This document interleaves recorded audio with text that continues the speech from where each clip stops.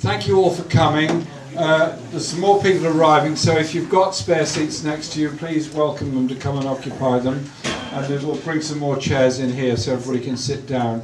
The plan of the meeting is to have our three guest speakers first, and then go into discussion. The speakers are going to be limited to 10 minutes each, and then each contribution from the audience, so to speak, for 2 minutes. Then we'll try and finish around 8 or shortly after that, so you've got an idea of how long the meeting's to go on for.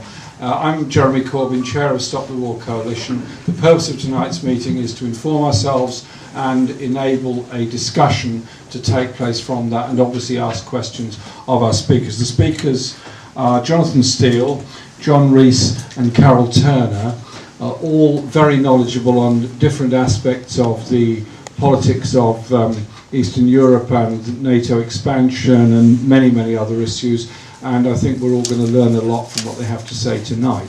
So can I welcome very much our first speaker, but before I do, emergency exits are fairly obviously here, then go out to the street outside if you need to. The first speaker this evening is Jonathan Steele, who many will remember as an excellent correspondent of The Guardian for many years, particularly in the time of the Soviet Union and Russia thereafter, and also has spoken at previous events of ours and brought an excellent analysis to the situation of militarism and the problems of wars in Europe and elsewhere. So can you give a very warm welcome, please, to Jonathan Steele.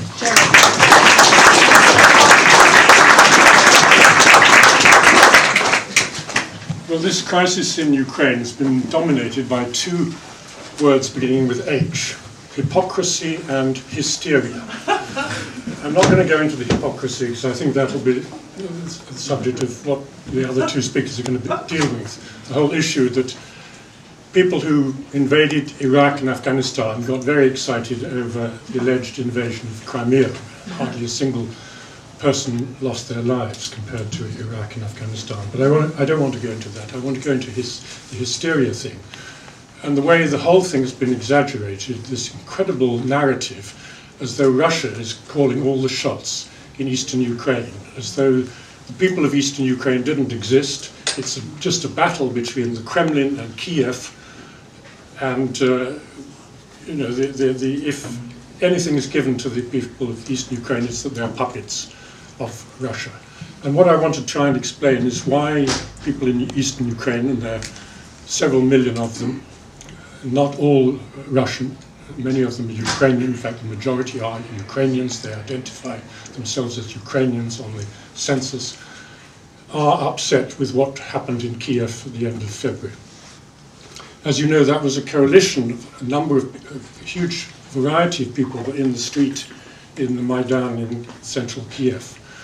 There were a lot of younger people who were sort of the kind of globalized civil society activists that you read about all the time, who did the internet using, Facebook using, etc., who wanted or thought that they would get, if they joined the EU, a much more open kind of society.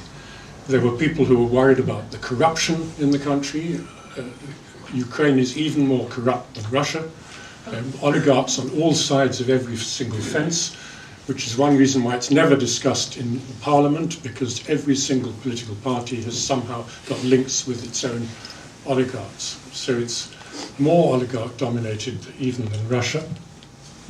There were people who were worried about the economic position, obviously, because standard of living in Ukraine is incredibly low. The average salary is only 40% of what it is in Russia and Belarus.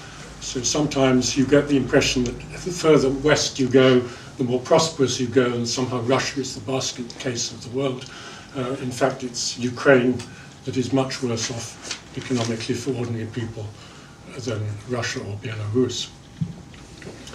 And then there were people who were on the left opposition in the Maidan who wanted a complete change of society, a much more socialist kind of society in which the oligarchs would be removed from political power, and something would be done about the appalling standard of living that I've just mentioned, and they wanted socialist answers or social democratic answers. Some of them were saying they didn't want this neoliberal answer, which is what they're now being offered by the IMF, the loans that are coming forward, etc., etc.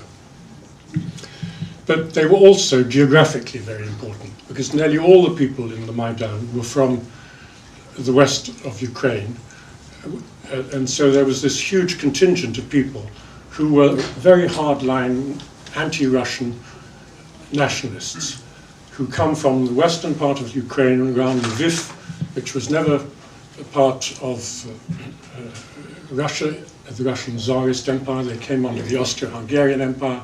During the pre-war period, between the First and Second World War, they were under Poland, and it was only really after 1939 that they came under Soviet rule, and then only briefly at that stage, because of course the Nazis occupied and took over.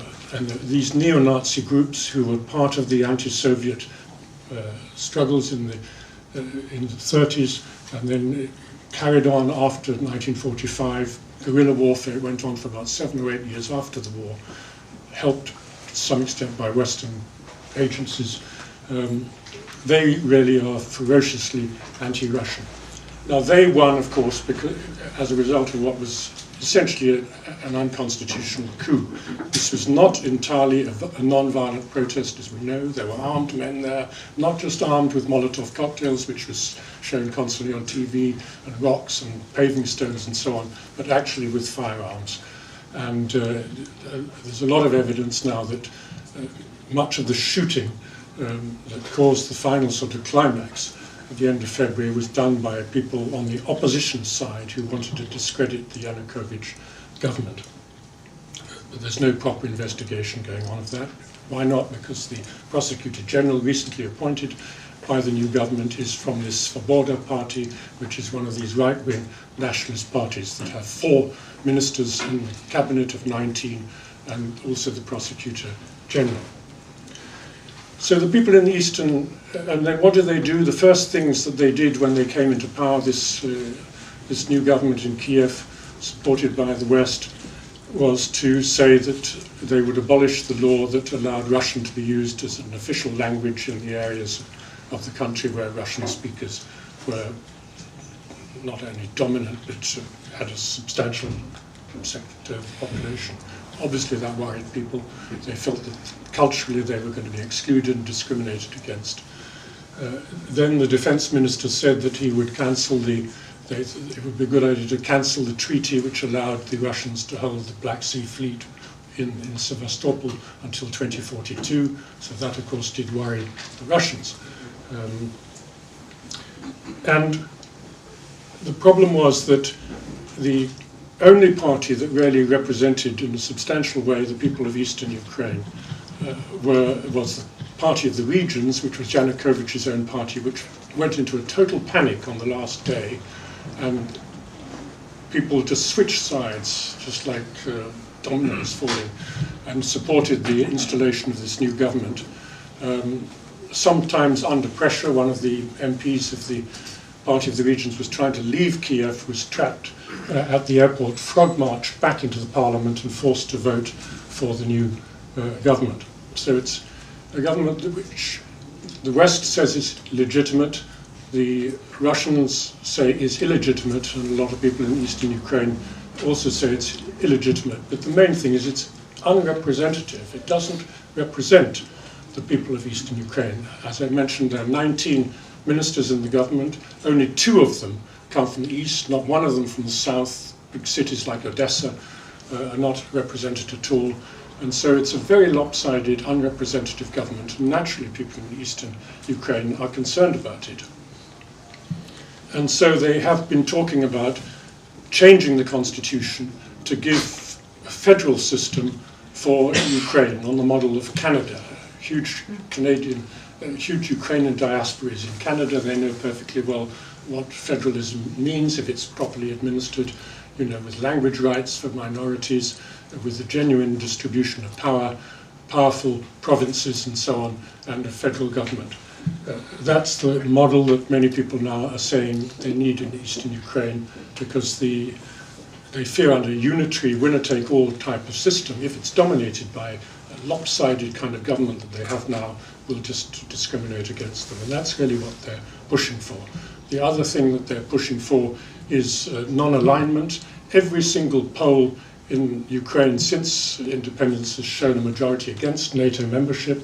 In 2010, when Yanukovych came in, he made it his campaign promise that the security strategy of Ukraine would be non-alignment, not joining Russia, not joining NATO, but non-alignment. That was ratified by the parliament that is still in existence today, same parliament, and yet it has never been accepted by the West. And the fear of people in eastern Ukraine is that they're going to be dragged into the NATO under a tug of war when whoever becomes president on May the 25th takes over. And let's not, I must come to an end, but let's not forget that the only two serious candidates for president are one, somebody called Pyotr Poroshenko, who is an oligarch, a very wealthy man, extremely pro-Western, and Tymoshenko, Yulia Tymoshenko, who, although she originally comes from Dnipropetrovsk in the east,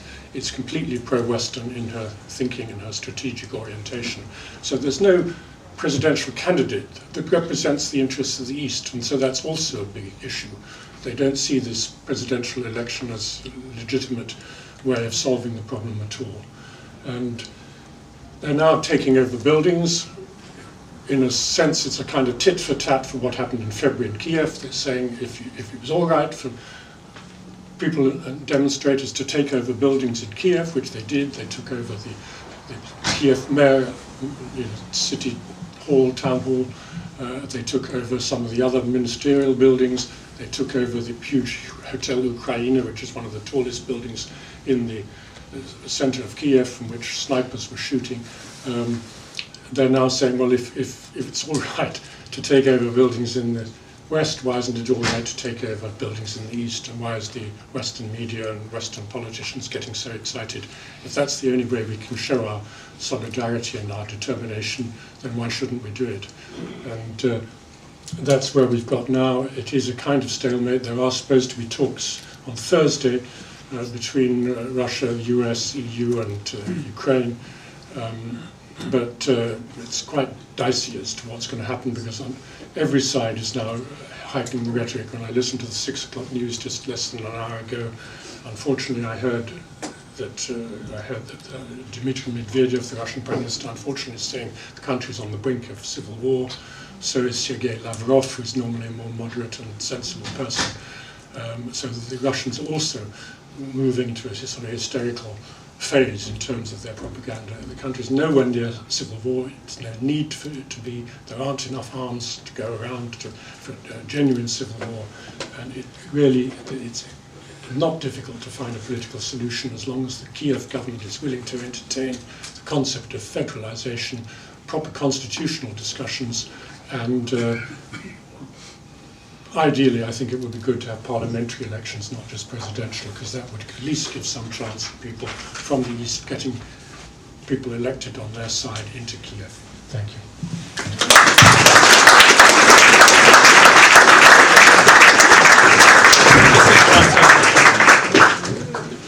Jonathan, thank you very, very much for that. There's a few seats down the front here for any of those still standing at the back. We'll try and get some more chairs as well. I'd now like to invite Carol Turner to speak, who's going to talk about the history of the area, but a particular emphasis on NATO and NATO expansion. Carol has been very involved in Stop the War since its foundation, but we first worked together opposing the Gulf War in 1990-1991. So Carol has a very long history of opposition to war and the consequences of it. So please give a warm welcome to Carol Turner.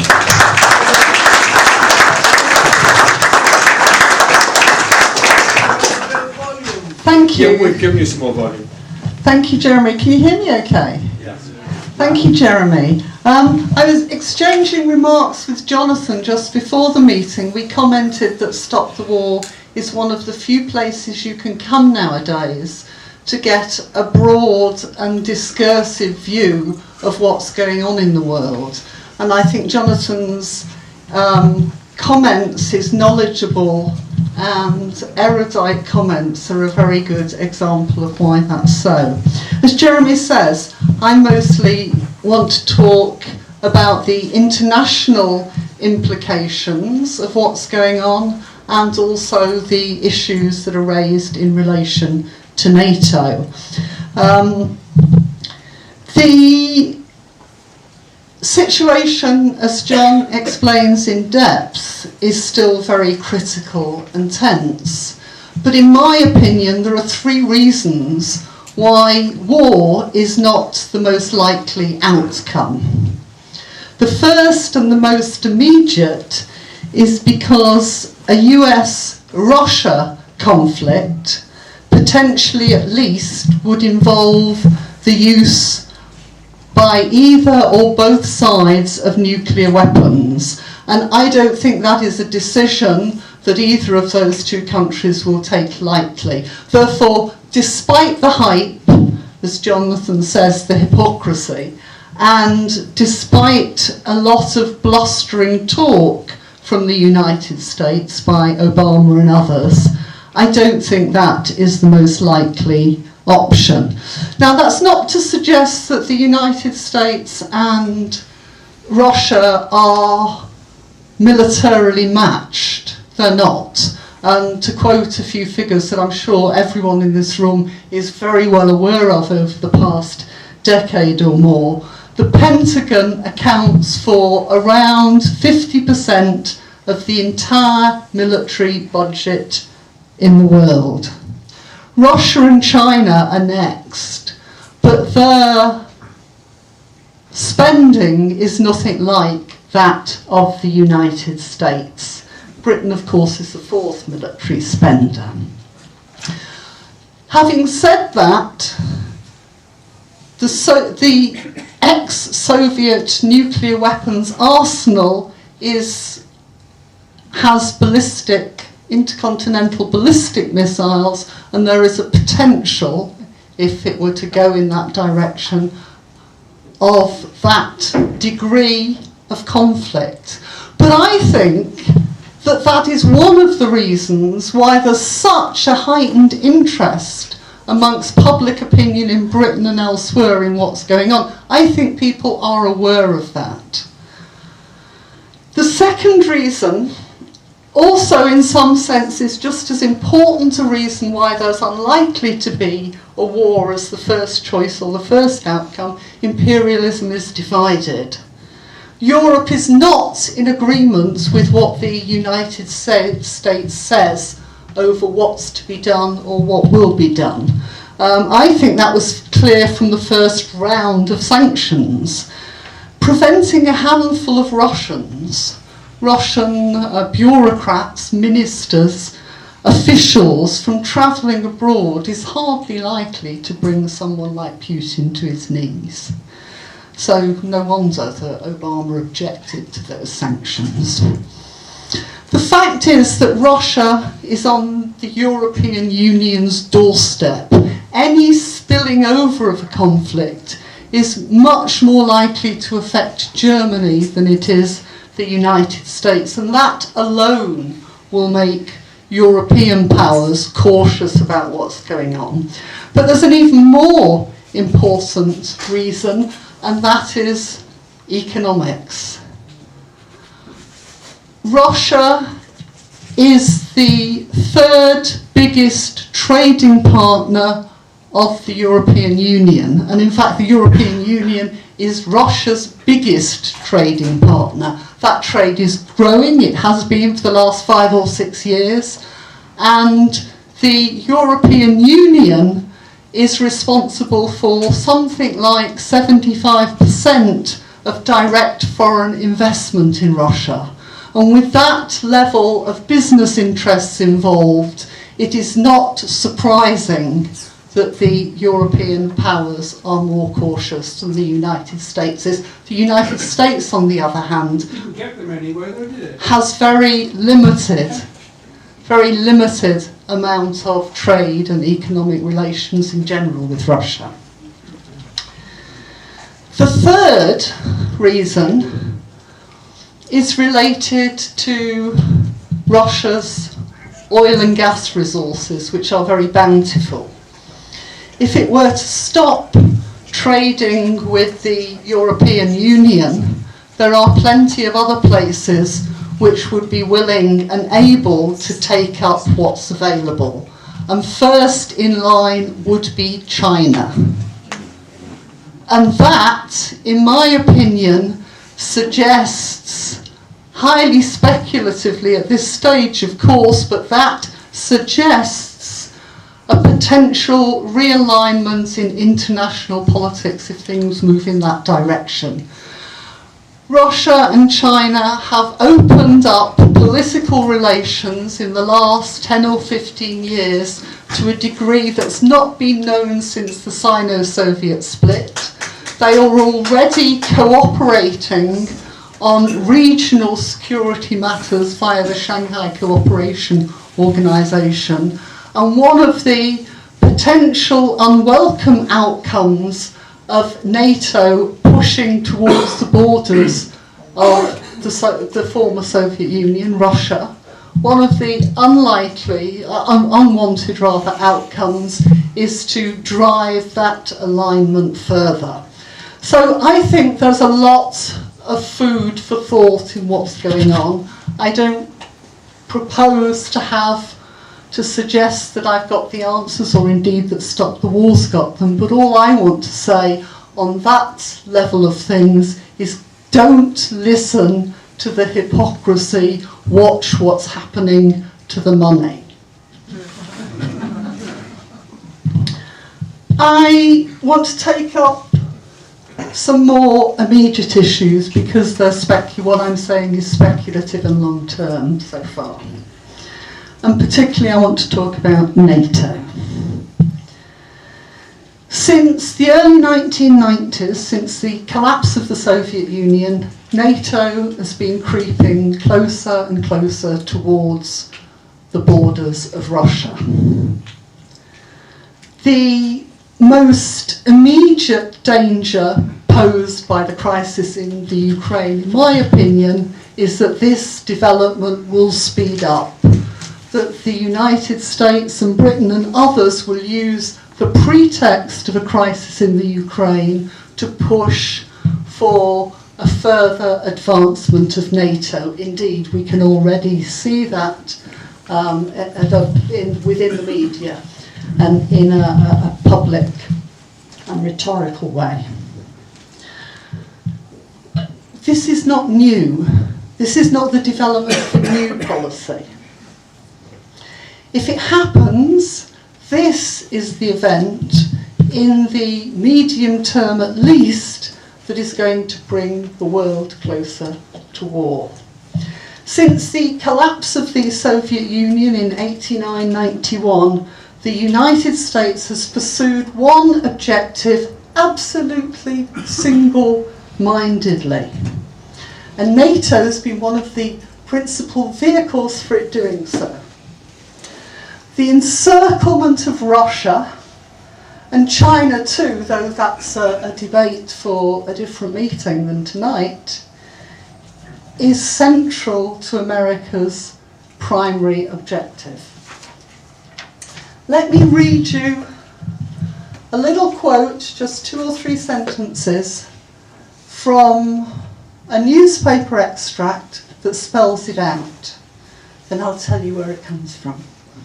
I quote, "In a broad new policy statement that is in its final drafting stage, the Defense Department asserts that the US political and military mission in the post-Cold War era will be to ensure that no rival superpower is allowed to emerge in Western Europe, Asia, or the territories of the former Soviet Union."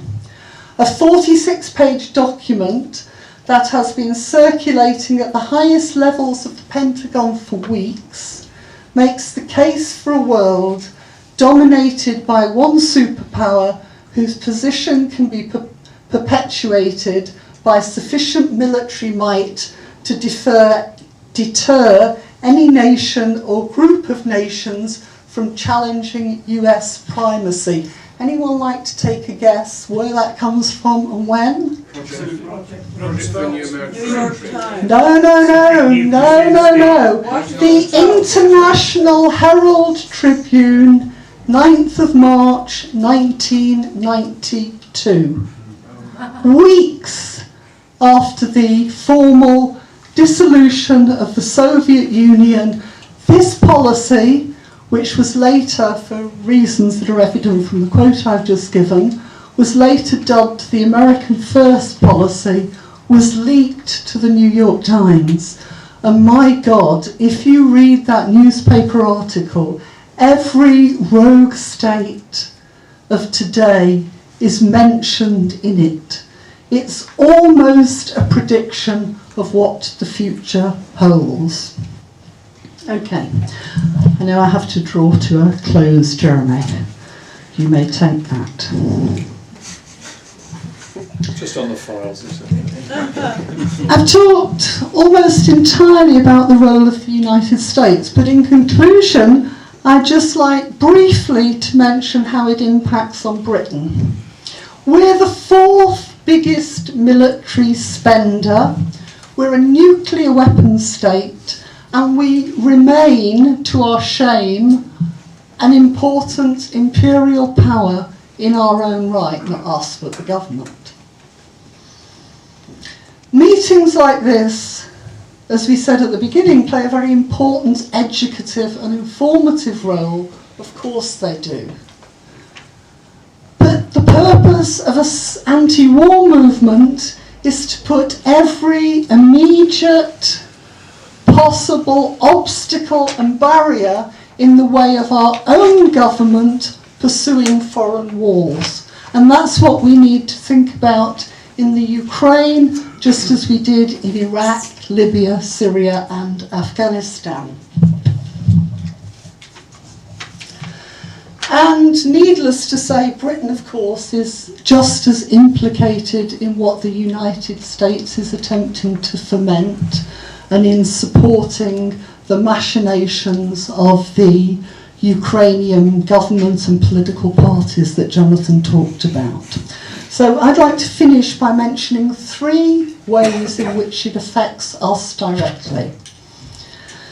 First of all, NATO's expansion means arms spending by us and other NATO states will go up. The whole of Britain's post-war military budget has been inflated by the fact that we're a member of NATO. Until very recently, we spent more per capita on arms than any other comparable European state. And in a period of austerity, there's no need to spell out what that means. But it also means more than that, and maybe Stop the War and some of our future meetings should take this up in more depth. Because every single government of Britain, of any persuasion in the post-war period, has been down the line on an Atlanticist foreign policy, that's constrained our domestic economic choices in ways that most people don't even dream of. And it's about time we started giving some thought and some publicity to this. The second reason is something called the Mutual Defence Agreement. It was signed between the United States and Britain in 1958 for the first time. It's renewed about once every 10 years. As Jeremy will tell us, it's a secret treaty, the exact terms of which we do not know, and it's about to be renewed this year. Jeremy and his colleagues are valiantly, possibly unsuccessfully, attempting to get a debate in Parliament, because Parliament doesn't debate it, it's ratified behind closed doors.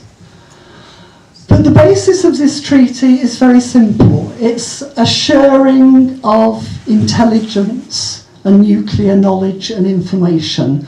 And it's the closest relationship of its sorts that the United States has with anyone.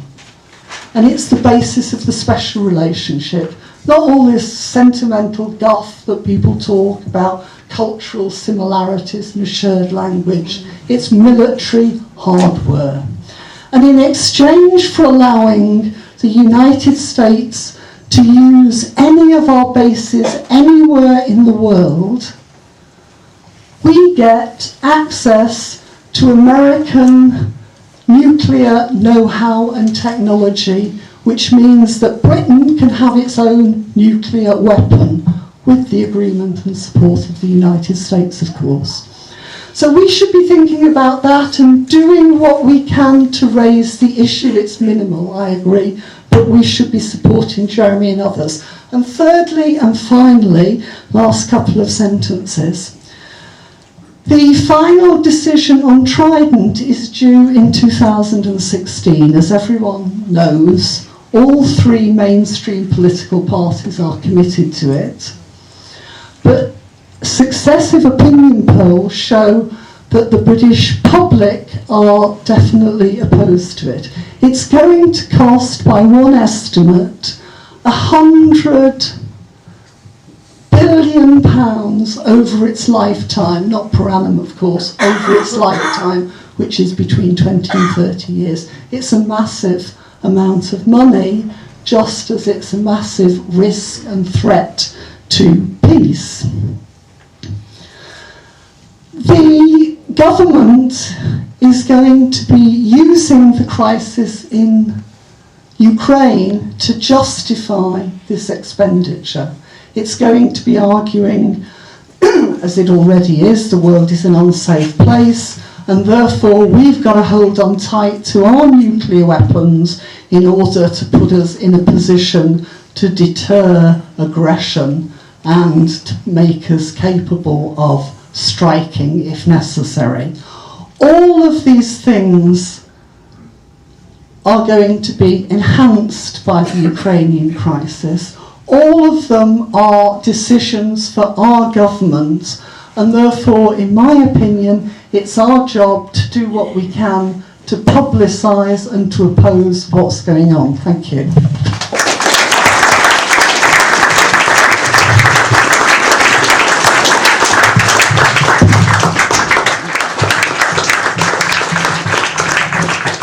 Thanks very much, Jeremy. I think the reason why there is such, I would say, a public fear beginning about the crisis in the Ukraine is because people sense that there is something fundamental and important shifting in the world. And I think that that thing is this, that however dangerous and bloody the conflicts of the last 13 years have been, they have all had this characteristic.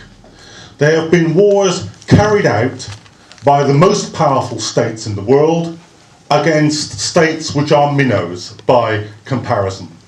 And by and large, the most powerful states in the world have allowed this to happen, even where they had reservations, as Russia had reservations or China had reservations about the Iraq war or the Afghan war. They allowed the Americans to lead a coalition of others, NATO countries, in those wars and the occupations that resulted from them.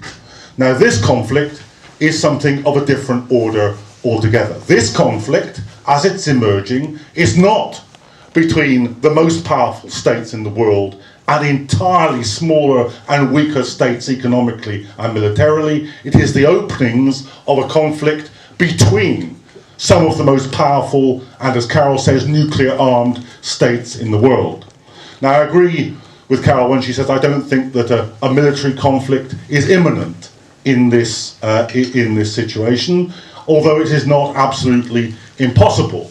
It may be the case, more probable, but perhaps still unlikely at this juncture, that a civil war emerges in the Ukraine, and that we have a kind of even more hideous proxy intervention in that war than we have in Syria at the moment. But if neither of these two things happens, if there is neither direct military conflict or a proxy war, we should still be on our guard, because this is the second incident in a possible military conflict between Russia and the United States and its NATO alliance, the first being Georgia in 2000 and 2008. We are moving into a situation now where the conflict is not between the Security Council members agreed willingly or unwillingly amongst themselves, but where the possibility, the foothills, if you like, have been reached of conflicts between the major states. And I think it's that sense which is pervading now the public fear about the developments that we see in the Ukraine. It's true, and I agree again with Carol here, that the economic ties are a brake on those developments. But we should be aware that economic ties like this can be broken. 48 hours ago, Russia and China jointly decided that they would no longer trade oil in petrodollars, that they would begin to open up a new Silk Road of trade cooperation. Now, those of us who are located in the heartland of Western imperialism will understand that this is a breach in the global power, the global economic structure which the United States and its allies dominated. But it is a more dangerous situation than what existed before, because the economic conflict always in this system has a military component following not far behind it, and the military conflicts always have an economic component following not far behind them.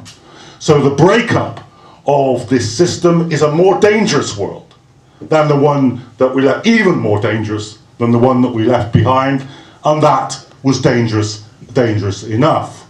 Now, the entire focus of analysis, of course, in the Western media is on the microcosm of events as they've unfolded in the last few weeks. Now, Jonathan promised that Carol and I would dwell on the hypocrisy of the Western leaders. Carol, for some reason, omitted that, but I'm not going to let the opportunity pass. I'm sorry, but when you hear David Cameron and William Hague and John Kerry and Barack Obama saying you must not invade other people's countries, I'm sorry, but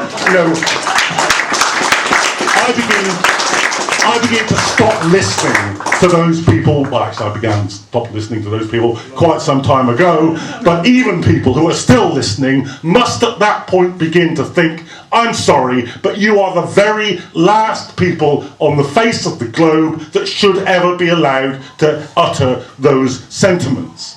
And of course, what the hearers of those words would understand to be the full depth of the hypocrisy of our leaders would be enhanced if they knew, and this is not at all in the mainstream media, it is not at all part of the public debate, if they understood the process of NATO expansion as it's taken place since the end of the Cold War. Now, when James Baker, the then Secretary of State for Defence, met Mikhail Gorbachev at the point where Russian troops were being withdrawn from Eastern Germany, he said to Gorbachev, NATO will not expand, and I quote, by a single inch when you withdraw from Eastern Europe. But in the following 20 years, there's been nothing but expansion to the east. Poland, Hungary, the Czech Republic, the Balkan crisis happening at exactly the same time, at a point, incidentally, where even the American foreign policy wanted Yugoslavia to stay together, but Germany, recognizing Slovenia, began the process of breaking up the Balkans, and the neocon analysts at the time said, we see the Balkans as a microcosm for the whole of Eastern Europe, and what happens now with the breakup of Yugoslavia can be seen by us as a model for what will happen to the whole of Eastern Europe and the project for surrounding Russia. And so it has taken place, not just Hungary and Poland and the Czech Republic, but the states directly bordering, the Baltic states directly bordering bordering Russia. And by the way, for those who think that it's simply the case that the kind of last piece in this puzzle is NATO expansion and EU expansion towards the Ukraine, let me be clear, that is not the case. The NATO operations in the Ukraine do not date from the last few years. There have been a constant series of US, Ukrainian military exercises on Ukrainian territory over the whole of this period.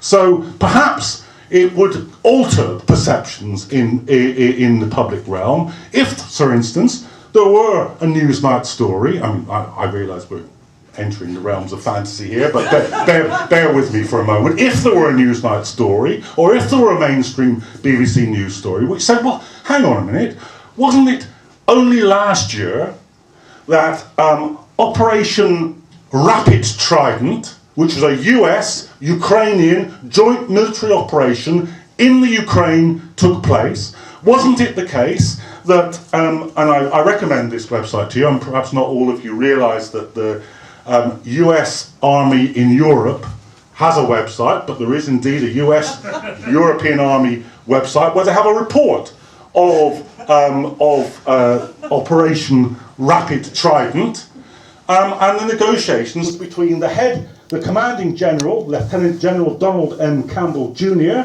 of the United States, who visited the Ukraine and had negotiations with Ukrainian Lieutenant Colonel Zenin, who said that we have placed our troops under NATO and US command in order to better have joint operability. Now, here's the kicker. Operation Repent Trident is going to be repeated this July. So whether or not there are Russian troops in Ukraine, there will definitely be United States troops in the Ukraine this July, as there was last year, and not only last year, because Operation Repent Trident, Rapid Trident, and its precursor, Operation Peace Shield, has been running since 1997. There have been a series of 11 joint series of operations. Not only that, there is Operation, and I recommend here's another website you may want to visit, the Ministry of Defence of the Ukraine website, which helpfully lists in English for you all the joint operations with the Americans and other NATO countries since 1997. And you can see the small type here. There is 1, 2, 3, 4, 5 pages of such operations. There's one operation jointly with the Ukrainians and the Polish forces that takes place alternately every year, either in the Ukraine or in Britain. So let's be absolutely clear. The process of NATO expansion has directly affected Ukraine and its forces.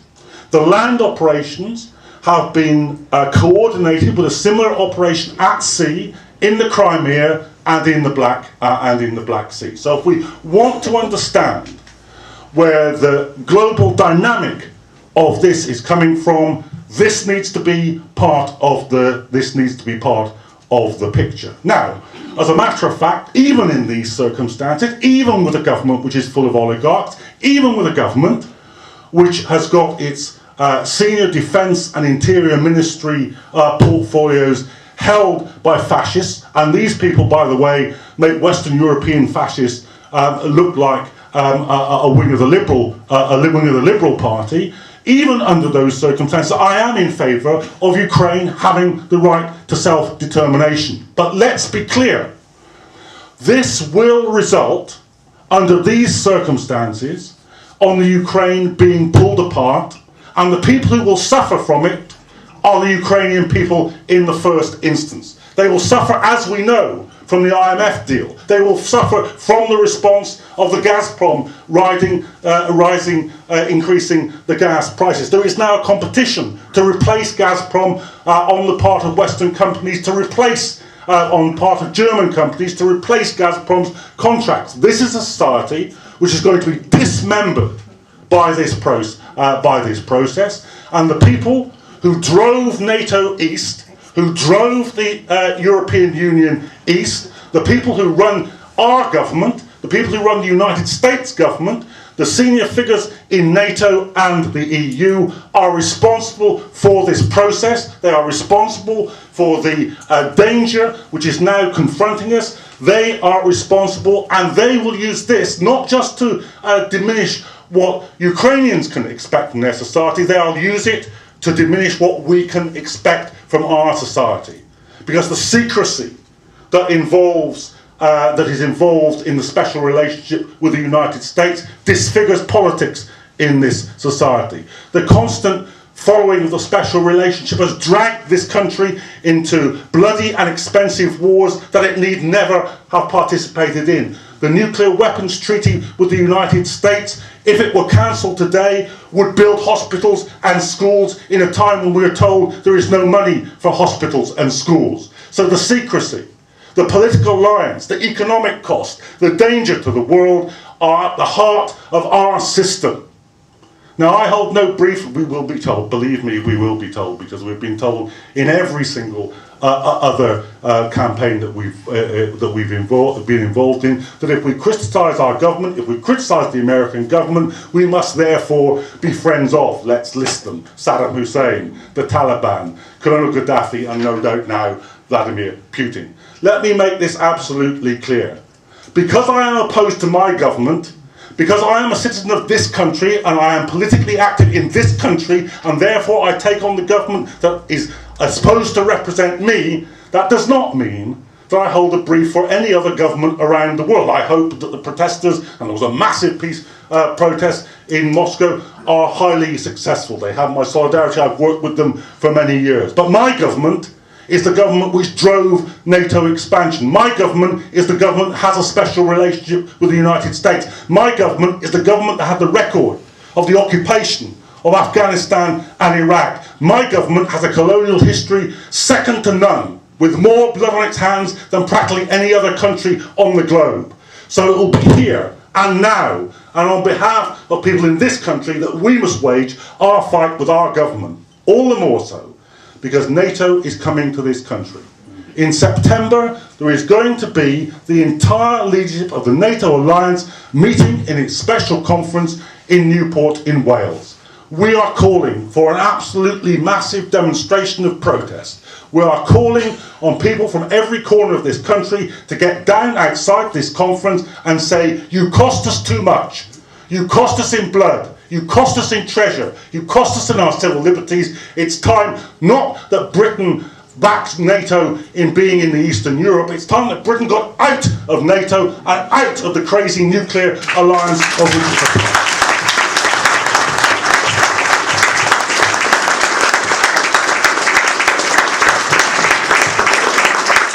Thank you very much, John, and thank you very much to all our speakers. I saw something in the paper yesterday where the CIA director was in Kiev, and a journalist asked him what he was doing there, and he said it's just a normal routine visit. As you do. You just happen to call in anywhere, I guess. We'll take contributions, so put your hands up, 2 minutes each, but just a tiny necessary interlude before we start. There are two ominous people at the front with buckets who are also taking contributions, so you can either make a verbal contribution or a financial one, or both. Please give as generously as you can. Stop the War Coalition exists to provide a voice for peace, an opportunity for people to debate and discuss these issues, and I think the attendance tonight shows it, and all the speeches tonight will, I assume, be on the website, and we're filming them as well. Our website gets tens of thousands of hits every week, and so if you do need to source anything, please go on the Stop the War website or tweet out from this meeting if you wish. Indication to those who wish to make contributions, put your hands up please. Right at the back there on the left. I'll take 3 or 4 at a time. If there's a specific question, say who it's for or to all 3, or if it's just a contribution, please no more than 2 minutes. Yes, right at the back there on the left. I'll go around the room, yeah. Do you need a microphone? Are you okay? Just a quick question. Given the fires raging across Europe, Greece, economic fire, yeah? and now Ukraine. My question is very simple. What is the impact, potentially, of the Ukrainian crisis on Syria, vis-a-vis Putin? You know, tit for tat. That is a mess. I think that's also a trigger for a world war, although you're hinting it could be Ukraine. I like the comment of the panel. Thanks. I'll hold that one. I'll take 3 questions or points first, then reply. The hand just down here with the blue sweater, the blue hand. Well, it's not a blue hand, it's a blue arm. Yes, please. You outlined the role of NATO and the Americans in the Ukraine conflict, but I'd like you to focus a little bit, if possible, any one of the 3, on the role of the European Union, which seems to be not only extremely damaging, at a point where Yukovic, the president, fled, and when the European Union immediately recognised the new government, which was full, as you say, of fascists and totally unrepresentative. Two of them, yeah, no, it wasn't full of them. Let me just finish my question.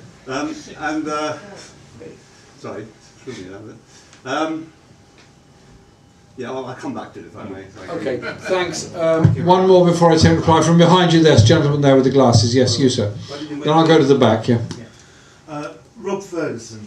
So my starting point would be the same as John's, that since the collapse of the Soviet Union, we have, as an anti-war movement and as an elect in this country, been facing US imperialism and its allies as it's taken on the minor powers across the world and the peoples who live in those countries.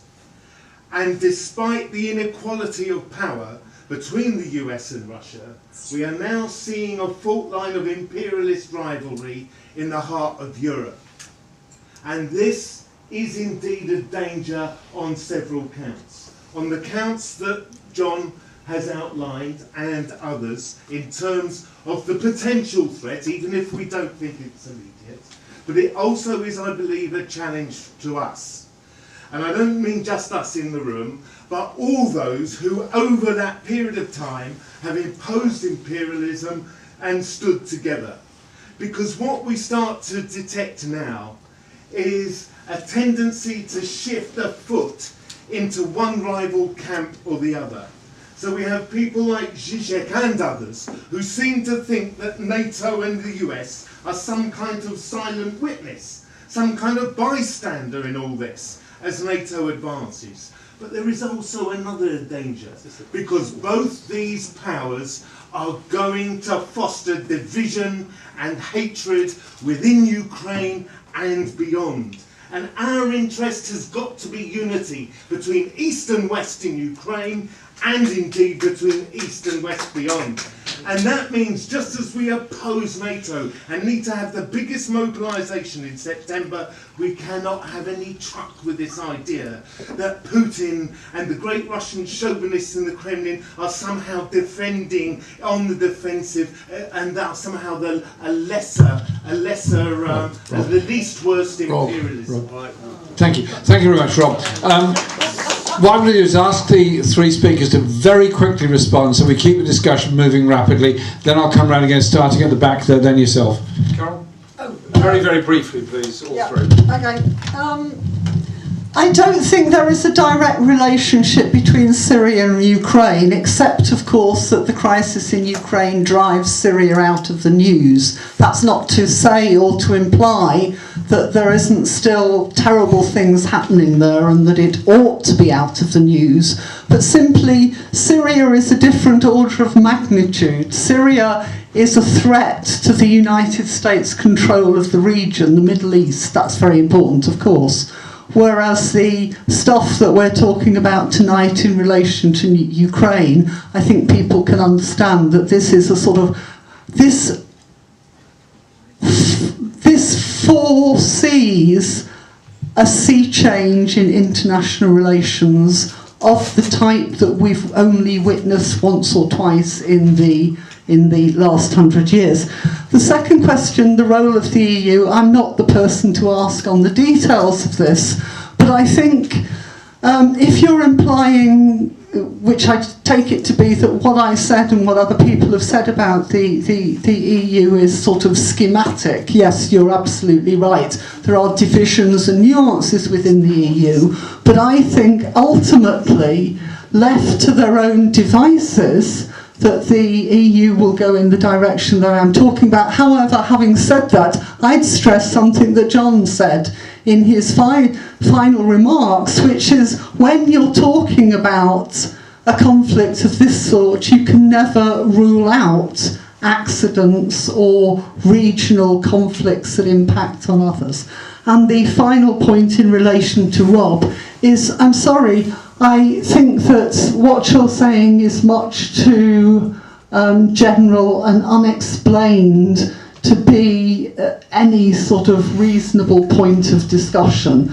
But I'm sure there are lots of people in this room with different views on the former Soviet Union, the current Russia, Yeltsin, Putin, and all the rest of it. But as I tried to say, and as John very strongly said in the last speech, the issue for us, the central issue, is what we're going to do in this country.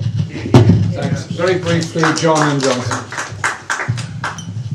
Yes, I just pass on to you a couple of thoughts, which aren't particularly mine, actually. I just happened, in my job as a journalist, to interview somebody from King's College War Studies Department, which people may know is one of the kind of heartlands of, well, it's the only college that has a War Studies Department, not a Peace Studies Department, let me put it that way. And a representative of the Syrian National Coalition. And they both made the connection. What they said is, it looks as if the Russians may step up arms to Assad in order to punish the Americans for the Ukraine. And the guy from the Syrian National Coalition said, I hope that the West punishes the Russians in the Ukraine for their stance on Syria. Now, this may never happen. I mean, these are tendential relations at the moment. But what we do know is that when this begins to happen, when it's a conflict between major powers, the tentacles are everywhere. Believe me, for the very first time, the head of NATO is visiting an Egyptian government for the first time.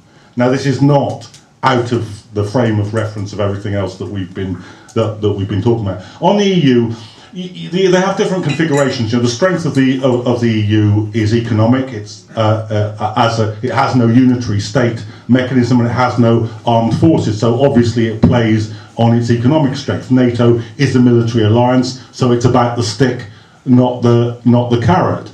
There can be conflicts which emerge because of that, but the way I look at it, when it comes to the Ukraine, what the EU did is it knocked on the door and tried to bribe the guard, whereas what the NATO will do is kick the door in and take the stuff anyway.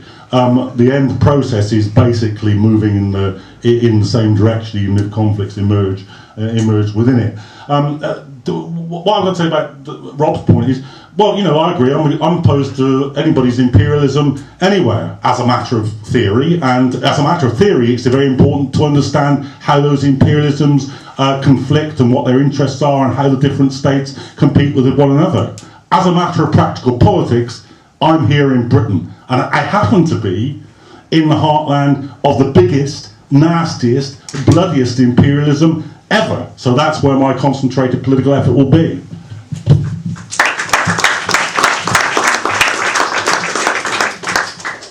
Well, I agree with John on the issue of Syria. I mean, I think there is a real danger that the collapse of reasonable discussions between the US and Russia, the insulting name-calling that's going on, is going to make it very hard for them to come to any agreement on Syria. We have to accept, of course, that the Geneva talks in January didn't go anywhere, and there's not a great deal that US and Russia could do about it. But unfortunately, I do have to disagree with Carol. I mean, I think that what is happening in Syria is the greatest humanitarian tragedy of the last 10 years. Something like 700 or 800 people are dying every week.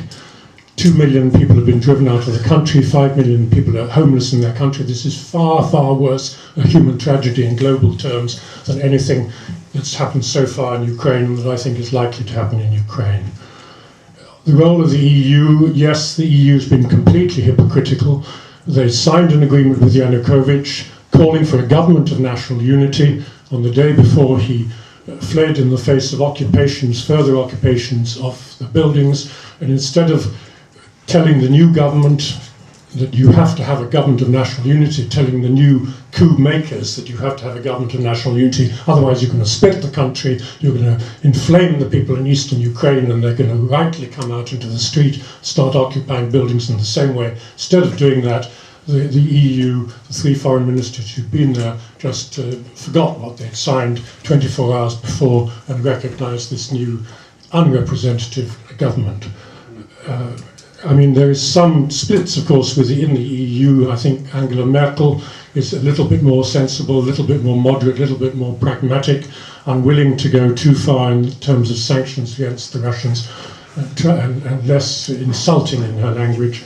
But she doesn't seem to call the shots. The shots are called by the ex-Soviet members of the EU, Lithuania, Latvia, Estonia, and of course the ex-Warsaw Pact people like Poland, the Czech Republic and whatnot, who are really the hawks on this. And unfortunately, the kind of Western European members of the EU allow the Eastern European members of the EU to have primacy, saying, of course, you understand what the Russian bear is all about. You've lived under its yoke, so we'll take our guidance from you. It's ridiculous nonsense.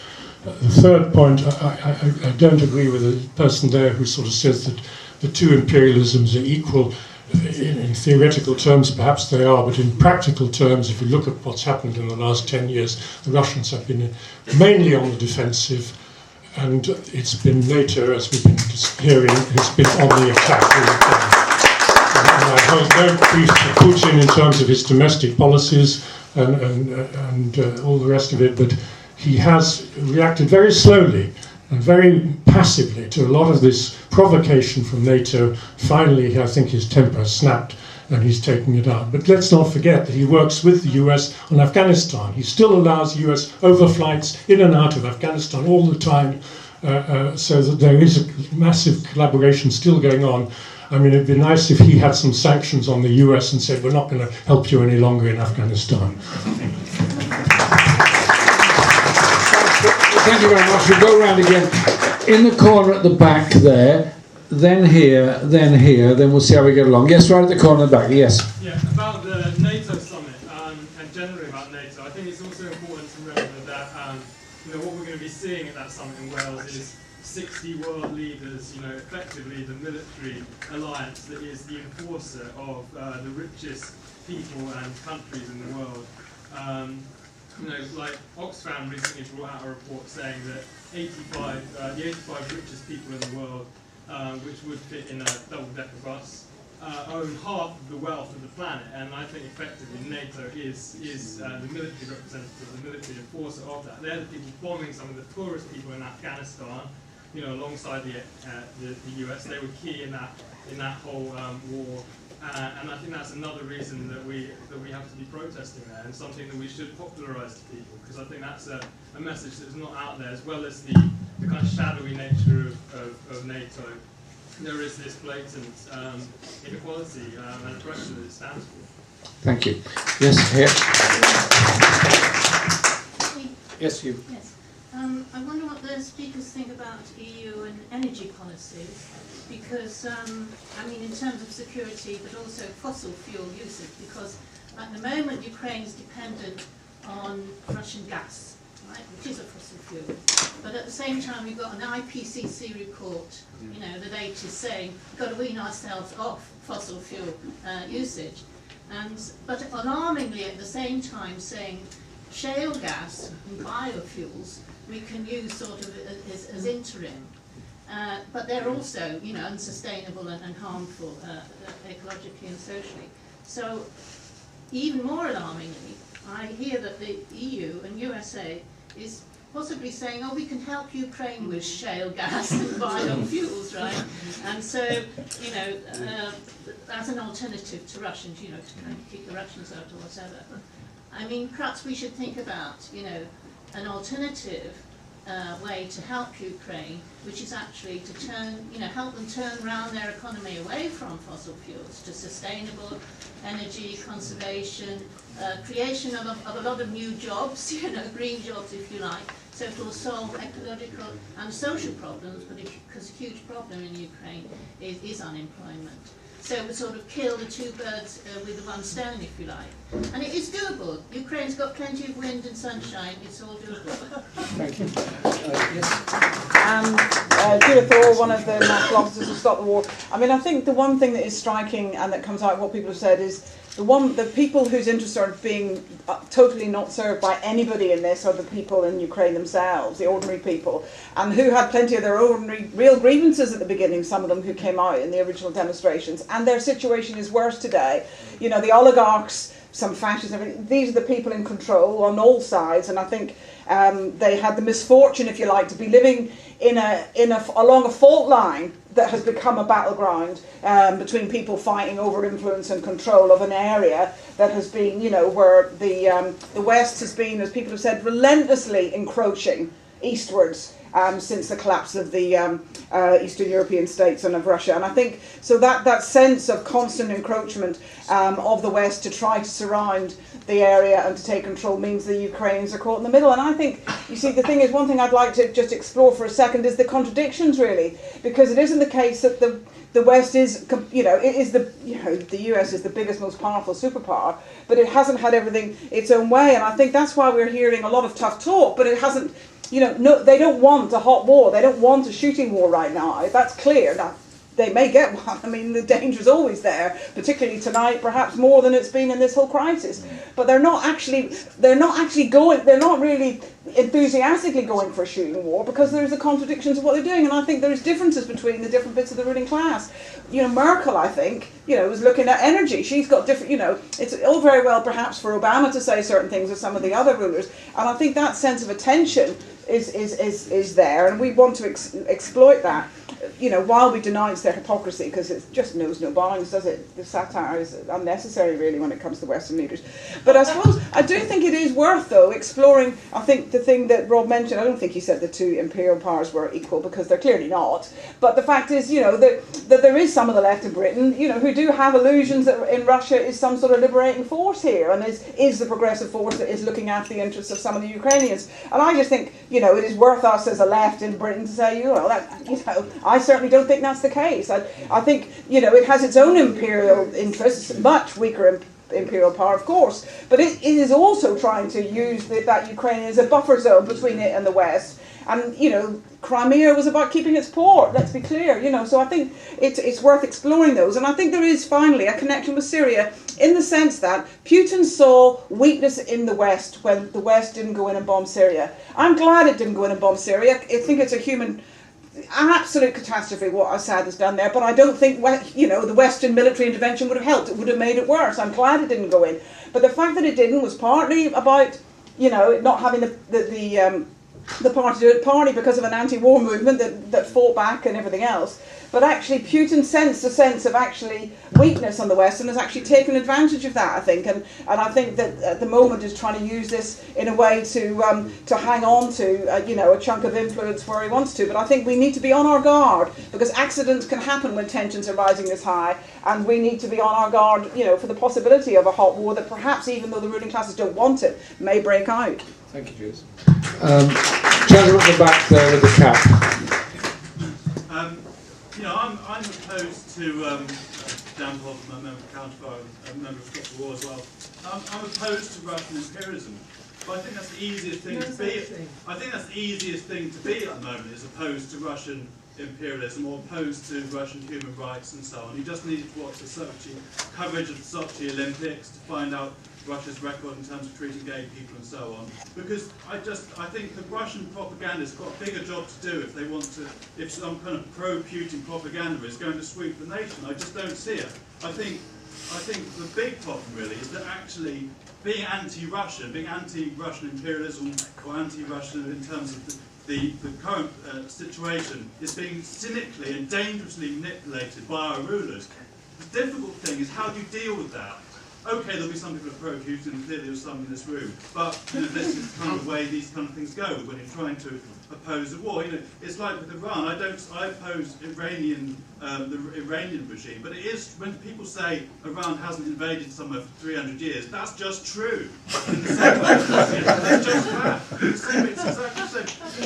With Russia, they are on the defensive. That's just a fact. When did the Ukraine thing broke out? It broke out at the worst time for Putin because he was trying to use the Sochi Olympics to rebuild his kind of prowess and his sense of control on the global stage. Well, that backfired because he had a revolution on his doorstep and he lost Ukraine. Wasn't a good look for him. So actually, it's not like this is some kind of victory for Russia in this sense. But it's absolutely right, as John is saying, to oppose both these things. But the reality is you can't change the world by remote control. Russian socialists have been demonstrating against Putin. That's absolutely right.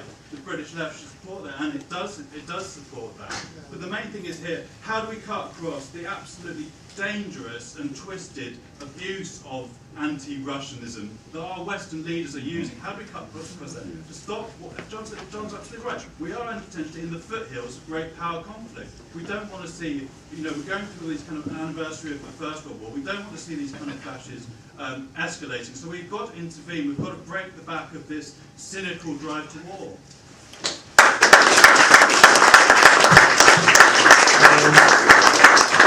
I'll take one more, then ask the three speakers to reply, then come for another round. A gentleman over there with the hand up. Yes, you. Yes.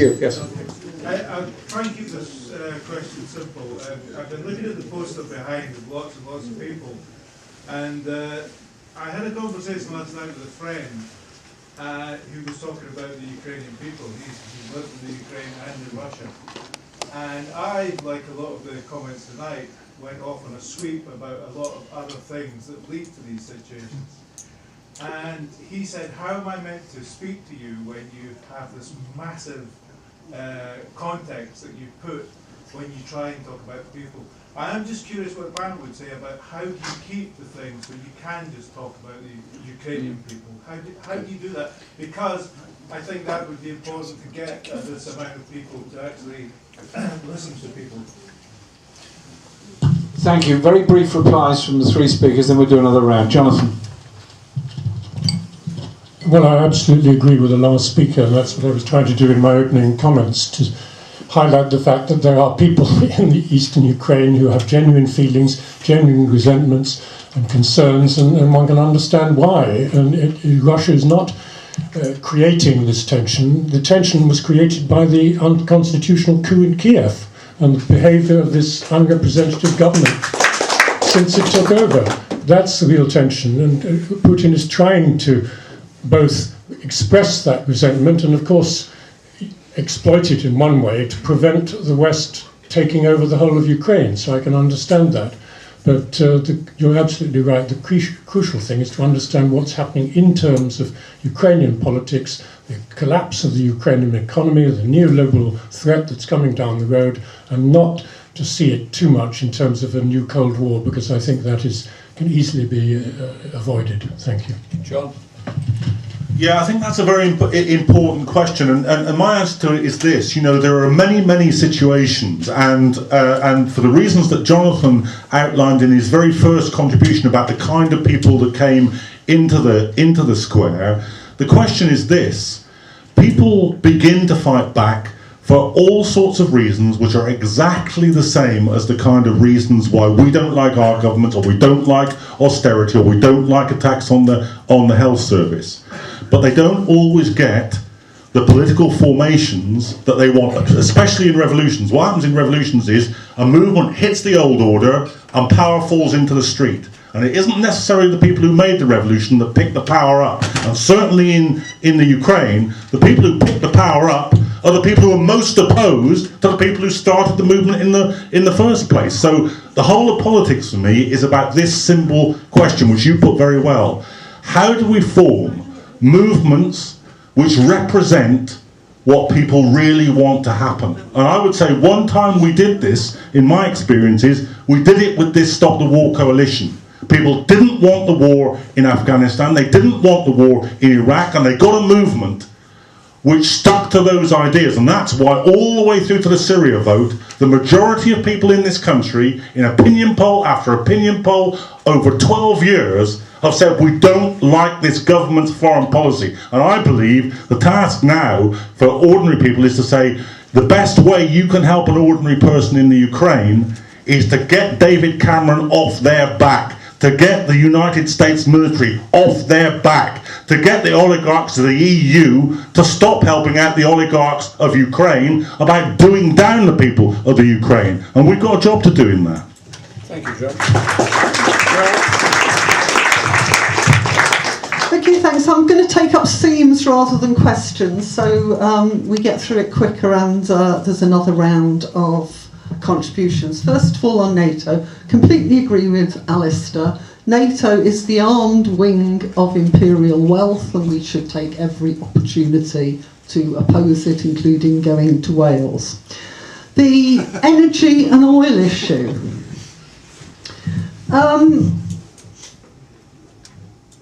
I agree. I don't want this to be taken the wrong way, but I don't want us to sidetrack this meeting into a discussion about renewable energy. I agree with what the speaker says about the need to develop sustainable and renewable sources of energy. However, having said that, the fact of the matter is that the demand for energy has exponentially increased over the past 2 or 3 decades, at the same time as the availability of petroleum resources, oil and gas, has been substantially reduced. That is why energy conflicts are being fuelled, if you'll pardon the pun. The fact of the matter is that not all sources of energy do the same things. You can't fly an aeroplane on wind power. Neither can you run the machinery in a factory on biodegradable fuels. This is not to say don't have the debate, but it's not sufficient to say that other alternative sources should be used. The second point I'd like to slip in, if I may, Jeremy, because energy is one of my main areas of research, so it's always a temptation to spend hours talking about the details, which I'm sure this meeting does not want. However, John mentioned the decision of China and Russia, the agreement of China and Russia to trade, not to trade in dollars. America controls the world economy. It does so via the petrodollar. Before the US came off the gold standard in the early 70s, there was an agreement with Saudi that all oil would be listed and paid for in dollars, and that, more than any other single thing, although it's not the only thing, has sustained American dominance of the economy ever since. China and Russia's decision, be they imperial or anything else, is a fantastically important step forward for humankind, in my opinion. It's also, by the way, one of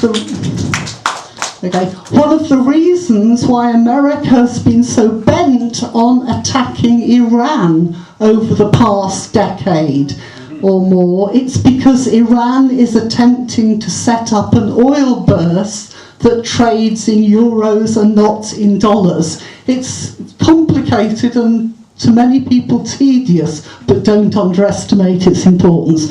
The final point, thank you for that.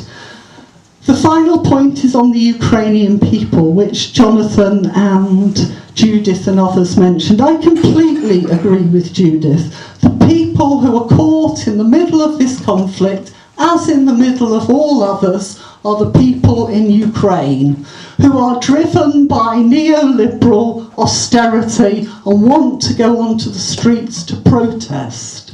including to protest against their government. And that's true for both sides of the divide, both sides of the argument over Crimea, I'm sure. However, the fact of the matter is, and I also agree that the United States is not getting its own way, that's pretty clear, isn't it?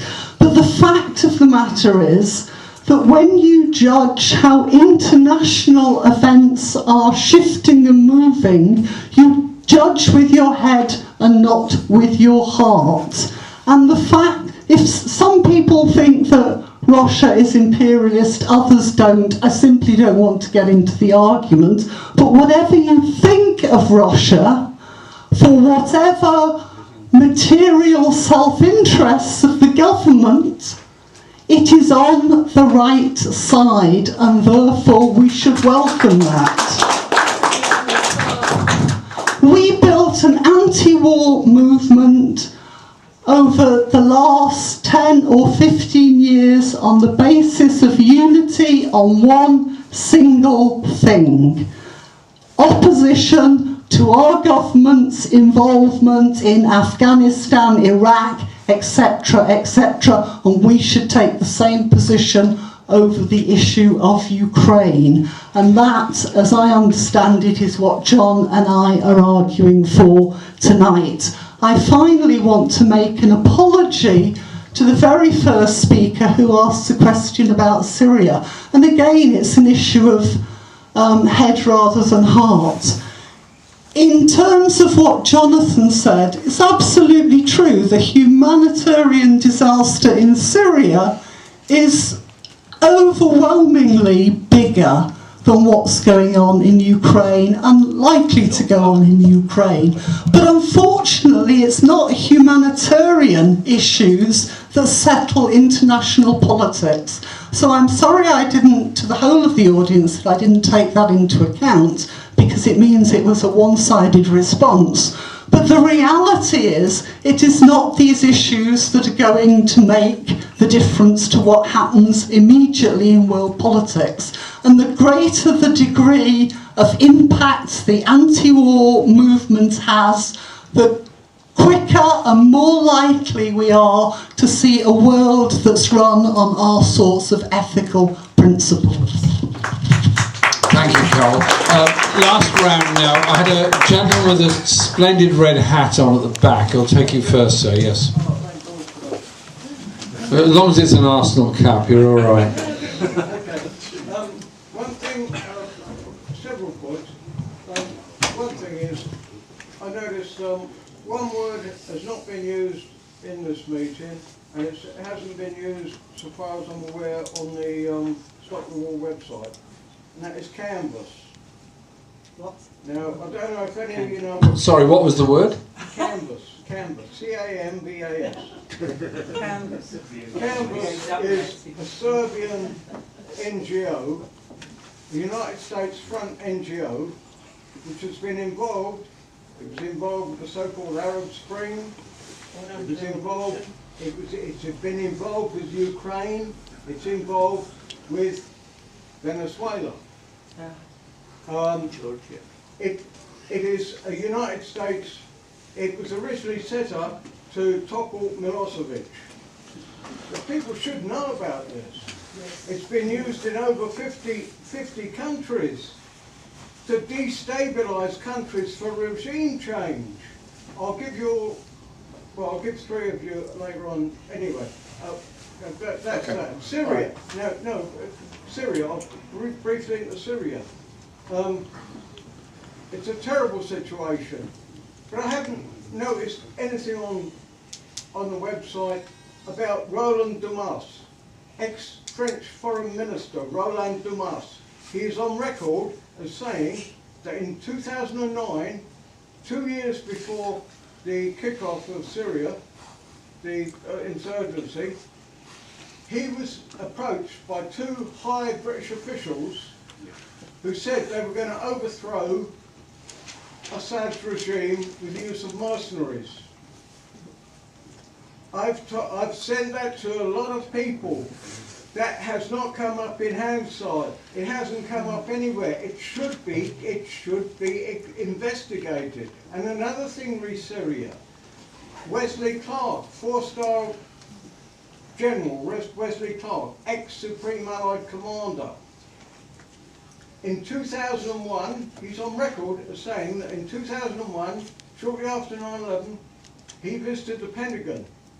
And he was told by a 3-star serving general on the Joint Chiefs that America was going to overthrow 7 governments in 5 years. And he named them: Iraq, Syria, Lebanon, Libya, Somalia, Sudan and Iran. Now obviously the time scale has switched, but that means that they were planning that, and he is on record, a 4-star general, ex-Supreme Allied Commander, he's on record saying that. Thanks for your point, yeah. Okay, thank you very much. Yeah. Okay, right at the back, the one in the corner, yes?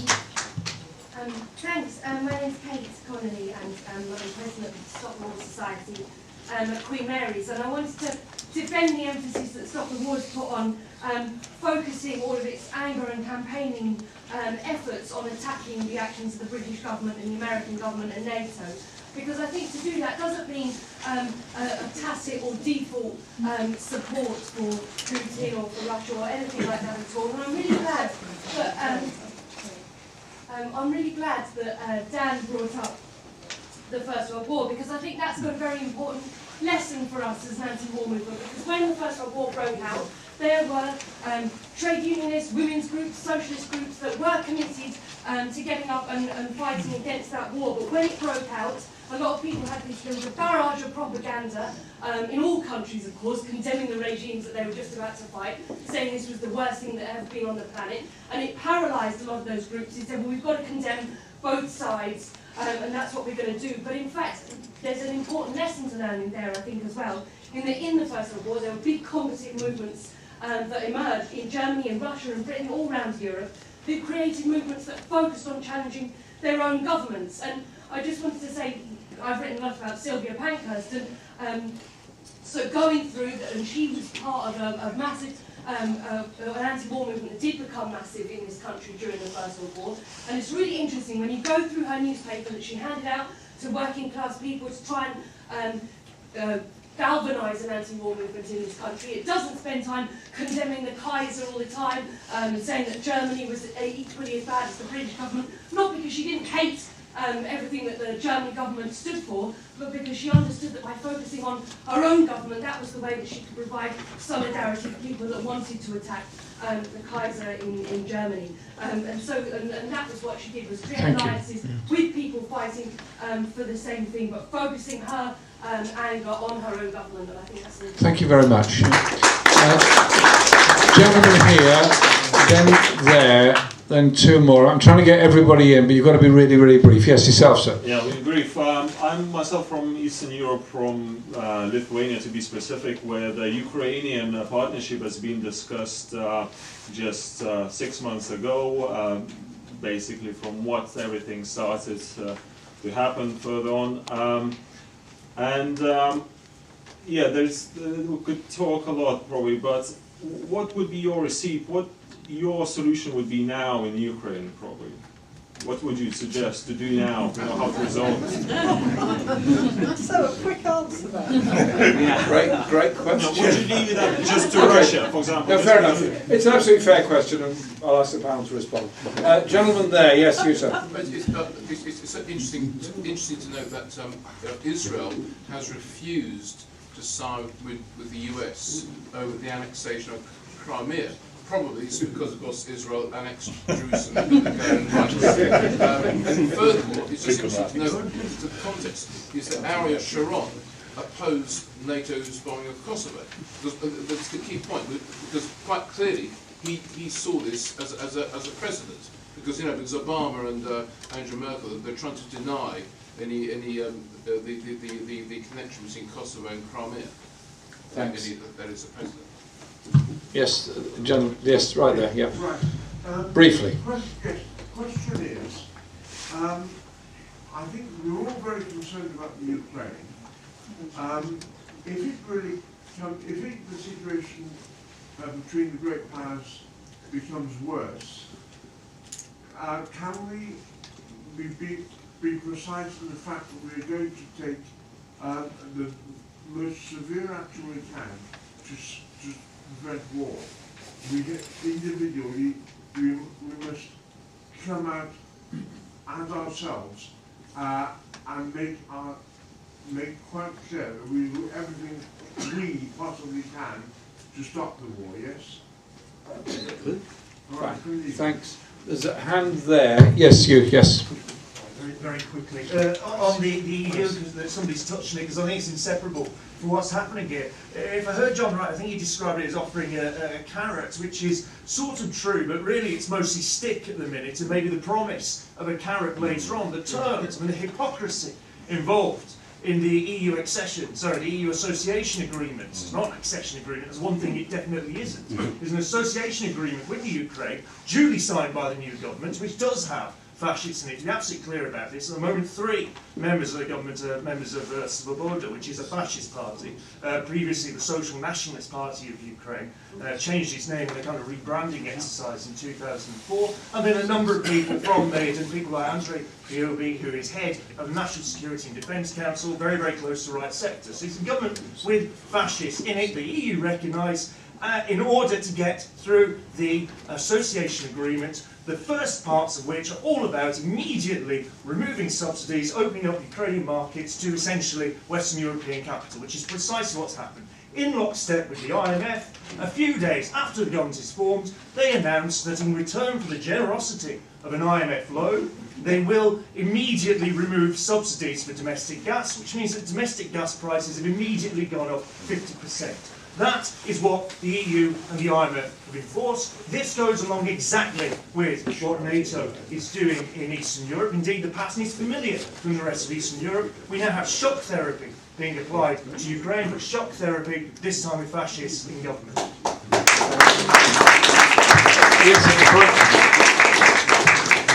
Yeah, I mean, I must say that I think there is a lot of anxiety about the situation in the Ukraine, the size of this meeting, and the enormous number of hits, by the way, on the Stop the War website in the last few weeks, are testimony to this. And I don't think that people are wrong, and I don't think we should be kind of insensitive to that wider feeling, for 2 reasons. One is that I think the internal situation of the Ukraine is one that it looks to me is going in a bad direction. I agree absolutely with Jonathan when he says that this could be a crisis that could easily be dissipated, it could easily be resolved in a sensible way, but it seems to me that the leaderships aren't particularly sensible. And I've just seen news, I don't know if it's definitely true, but there's news coming out on Twitter this evening that 2,000 Ukrainian security services have gone into some of the towns in Eastern Europe, in the east of Ukraine, and started, and there's been firing and shooting. Now it seems to me that that is a very, the dynamic of the situation is one which not only I think can lead to civil war, but can conceivably, and I hope this doesn't happen, draw in actual the wider powers, Russia and the West, into actual shooting. That's the first reason. The second is that I think the background to this is that for the first time in decades, sections of the Western ruling classes are seriously talking about inter-big power warfare, the possibilities of. The head of NATO, Rasmussen, is on record as saying that NATO needs to gear itself up for conventional warfare on the Eurasian landmass. And there's all these reports from Stratford. George Friedman wrote, a very influential insider in Washington, wrote just a week ago that NATO needs to re-look at its whole strategy. Asymmetric war is yesterday's war. We've now got to look back at the possibilities of conventional warfare. This is very frightening stuff. We're now looking at a big power rivalry that can break out in lots of different parts of the world. Michael Ignatieff, one of the leading sort of world neocon sympathisers, was going around the TV studios again a couple of weeks ago saying we've got to get back to getting tough with Russia in Syria. We've got to get back to the idea of bombing in Syria. I think that the level of tension in the world has been ratcheted up massively. And, I think part of the reason why there is this sort of sense of worry about it is because of the experience of Iraq and Afghanistan. And, you know, we need to build on that experience in terms of mobilising now. I think we've seriously got to. And, you know, we had the same arguments at the time. The reason why we've got to be very, very careful about the arguments over Russia is that they use the demonisation of Russia, they're using the demonisation of Russia in exactly the same way as they use the demonisation of Saddam Hussein, to create a war atmosphere and to cover up the fact that they themselves are looking for conflict and that they themselves are deeply implicated in the situation in Ukraine. So I think we've got to do two things. One is I think we've got to spend the next month or so doing everything we can to puncture the hypocrisy of what they're saying and challenge the demonisation of Russia, because it is part of the build-up to war. That's the first thing we've got to do. And I think we should have public meetings up and down the country to make that happen. Yeah. Secondly, this NATO mobilisation, I don't like the fact that NATO's coming to Wales, coming to Britain, but it's in a way it's advantageous for us. It's coming at a time when NATO has suddenly become a serious political issue, and I think we should take the opportunity. We need to have, you know, we look at the photo there, we need to have a demonstration that is on a really serious scale at the NATO conference at the end of August. The first demonstration is on August the 30th. Put that date in your diary, 30th of August, Saturday, in Newport, a massive demonstration against NATO expansionism and also against new wars. Thank you very much.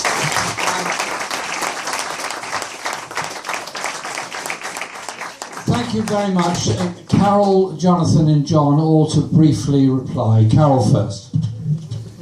Okay, first of all, thank you for a very lively discussion and a really sort of bright and challenging audience. On the first thing that was said about canvas and so forth, apologies if I misunderstood what you were saying, but I take that to be coming very close to a sort of conspiracy theory of how world politics operate, and I don't agree with it. No, that's not the case at all. Okay, fine. Let's not argue about it. I just wanted to make a point. And that is, there are organised. Think to the Balkans and think to Georgia. George Soros was deeply involved in those things, setting up organisations to support the various pro-Western governments and so on. Think of Venezuela now and all that's being done to destabilise the new president and the government. Those are things which come about because a particular situation exists. They're not things that create the situation. In terms of what the solution is, I think I've got a simple answer to your question, and that is not only is it the case that I do not know, I think it's absolutely impossible to conclude a meeting of this sort by coming out with a solution. Not only are there a huge amount of variables to be juggled with by an audience, including myself, that doesn't have the details of the situation at their fingertips, but I think that all we can do is repeat what I think all the speakers, and Jeremy himself started off with saying, is our job in opposing our government's involvement in these sorts of conflicts is to take all the action we can at home. And it's grandiose to assume that we have a solution to the crises of another part of the world where we don't live. I'm sure if you come from Lithuania, you know considerably more about it than most of us on the platform and in the audience. And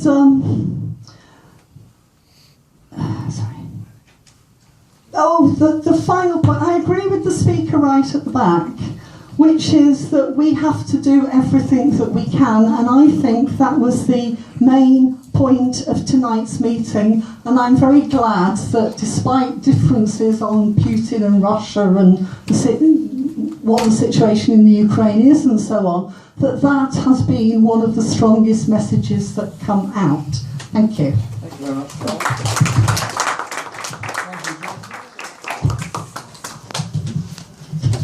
Thank you. Well, I think I want to deal with our friend from Lithuania's question, what is the solution? The obvious solution, although it's a bit of a slogan, is to allow Ukrainians to decide their own future. But the trouble is, at the moment, there's very little dialogue among Ukrainians because of this hysteria that I talked about, because of the hypocrisy I talked about, and the very important word that Chris brought up, demonization, that nobody else had mentioned until now this evening, the demonization of Russia. So I think the crucial thing is to find ways in which dialogue among Ukrainians can be fostered and promoted. And that means de-escalating the superpower rhetoric, the anti-Russian rhetoric of the US, and the talk that Putin has of civil war on the horizon, etc., etc. It doesn't help. The crucial thing is to create some kind of forum in which Ukrainians can talk to themselves, and that probably means some kind of constitutional commission where they can talk about their future not in a rushed way, in a hasty way, but really thinking out all the alternatives, but to accept ideally that Eastern Ukrainians have as much right to decide the future of their country as Western Ukrainians, and they cannot go on being marginalized as they have been over the last 2 or 3 months. So that's the crucial thing. I think for Western people, the crucial thing is to resist this propaganda onslaught we're having, resist this demonization, end the sanctions on Russia, which don't help, end this punitive, insulting talk. I mean, when the West invaded Yugoslavia over Kosovo, Russia didn't sort of say we're going to have sanctions on the West, we're going to have sanctions on NATO. I mean, it's ridiculous the way they turn when it comes to military thing to bomb, bomb, bomb because there are no casualties, and then sanctions, sanctions, sanctions when they don't want a military actual solution. Dialogue is the crucial thing. Compromise, conferences, talking, and allowing the local people to be heard and not just having this barrage of propaganda that we've had over the last month or so. John Rees. Okay, just let me make a couple of points about that. I think it's quite right, as Carol says. You know, even if by some magic we came up with a solution to the Ukrainian crisis in this room, quite frankly, it wouldn't matter very much because our power to transmit that thought or to make it a reality in Ukraine is, well, next to zero.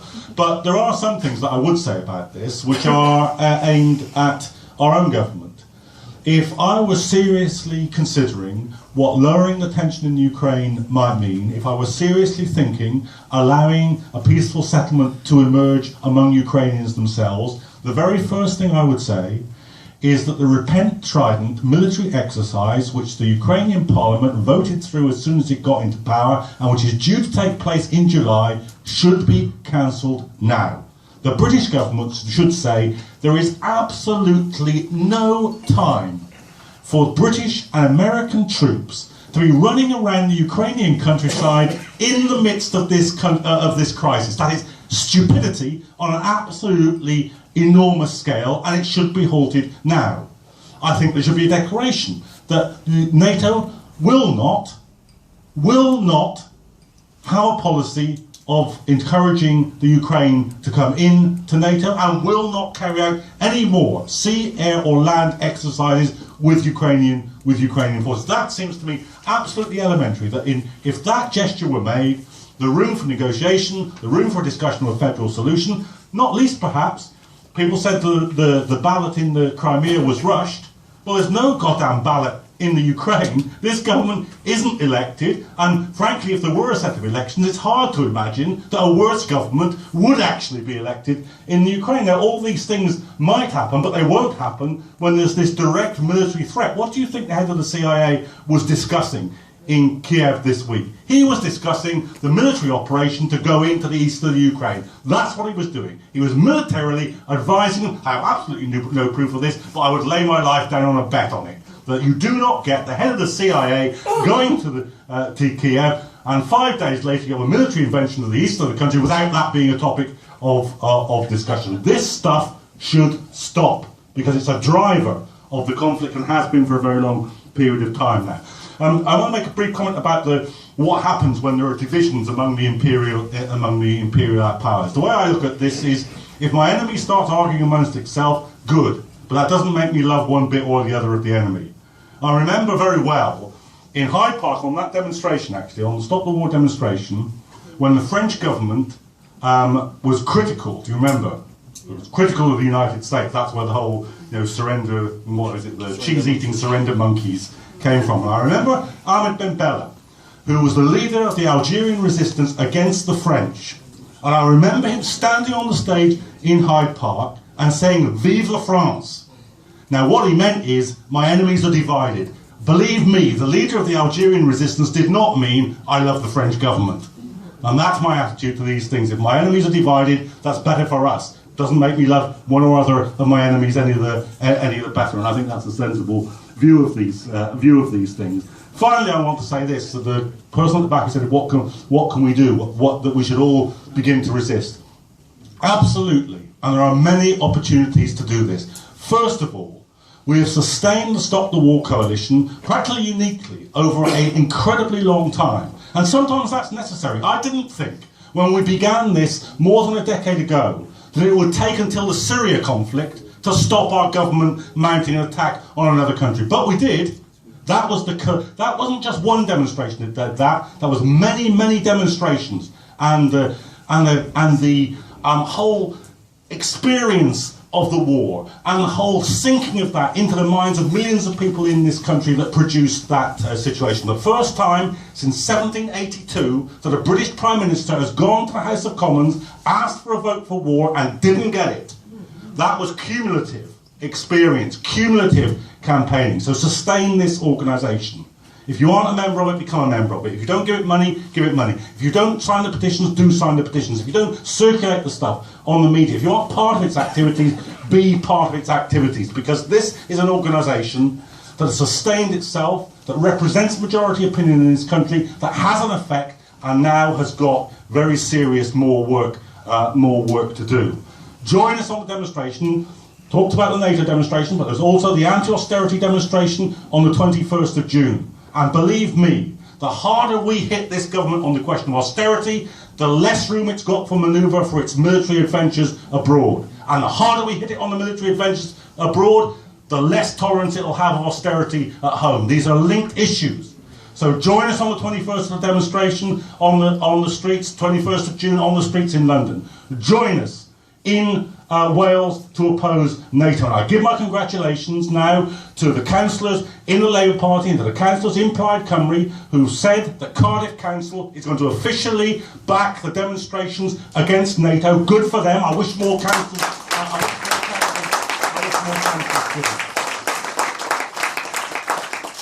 So the final thing is, Steve Biko, the great anti-apartheid campaigner, once said, the most powerful weapon in the hand of the oppressor is the mind of the oppressed.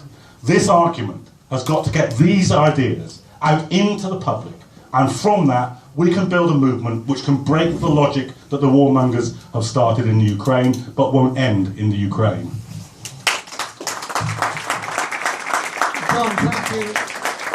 Thank you very much indeed, and thanks to all our speakers and the audience. Quick announcements. First of all, January the 21st, demand the alternative, no more austerity. The clear link here between the austerity movement, anti-austerity movement and the Stop the War. Assemble 1 p.m. outside the BBC. What finer place to assemble a demonstration to try and bring some attention to these matters.